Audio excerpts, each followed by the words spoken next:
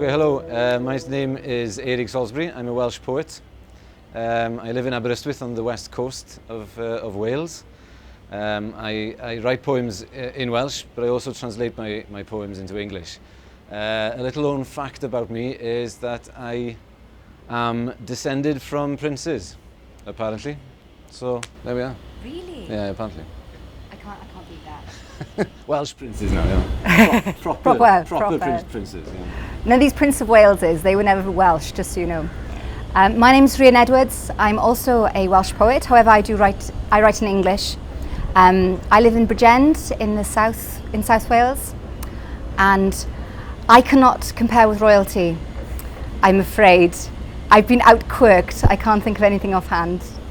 I'll have to come back with you with the quirky thing.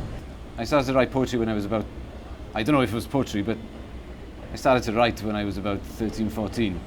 I was reading a lot at the time, and I was really into The Lord of the Rings by Tolkien, and I got hooked on it. And for a long time afterwards, I started to write stuff imitating Tolkien, making my own worlds up and maps and all sorts of stuff. But I was writing in English.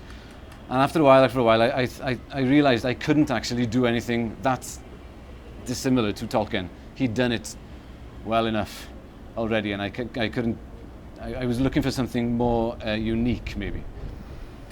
And I suddenly realized that the most unique thing I had was the fact that I spoke Welsh and had my own mythology in the Welsh language, and which Tolkien knew about, of course, and used partly as well. But I realized one other thing too, that I liked poetry, and that Tolkien, for all his great talents, wasn't really a great poet. He wasn't, you know, the poems that you get in The Lord of the Rings and other books by Tolkien, they aren't that good, to be honest. So I realized, okay, this is something I could excel at myself. It could be my own thing, and I started off from there, basically. I came to poetry much later on in my mid-20s, and I dabbled with short stories but could never quite finish them. And then I was working for the Financial Times business at the time, selling advertising space, which I got gleefully fired from. And we were at Client Jolly, and I went to an old bar from my law school days, which is about the size of this, actually half the size of this terrace, the bar was. And I met a poet. And I think I laughed when he told me he was a poet. And so in my rather obnoxious way, I asked him to tell me a poem. And he said, "What would you like to hear a poem about?" And I told him to tell me a poem about the night.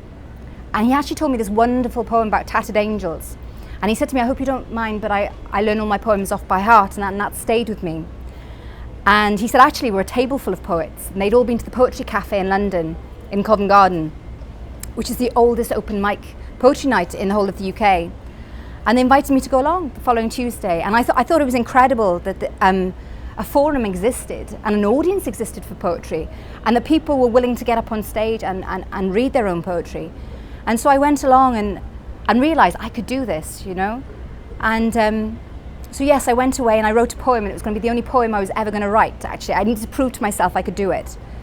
And then I went along to the Poetry Cafe, I think it was 2002 in January, and I performed this poem, and then somebody came up to me and said, "Would you like to be paid to do this?" And then they booked me for an event the following month, and I had to have 20 minutes of poetry to my name. So that's how it all kick-started for me. It sounds rather capitalistic, really, doesn't it? You know, I did it for the money. Well, actually, you could never do poetry for the money, really. No, but I like that idea, to be honest, because from day to day I edit the poetry of medieval Welsh poets who were professional poets. They toured the country singing the praises of wealthy men, usually, and got paid for it. And they were, you know, they weren't poor. They were very, some of them were very wealthy.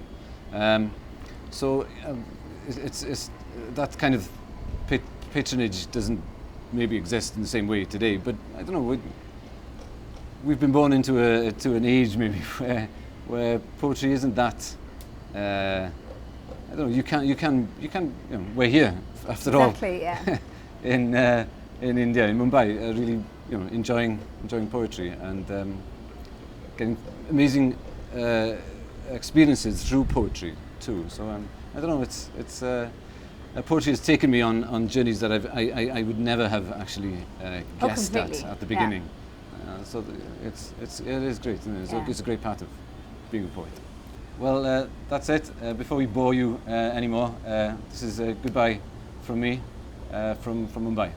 And goodbye from me, Rhian Edwards from Bombay.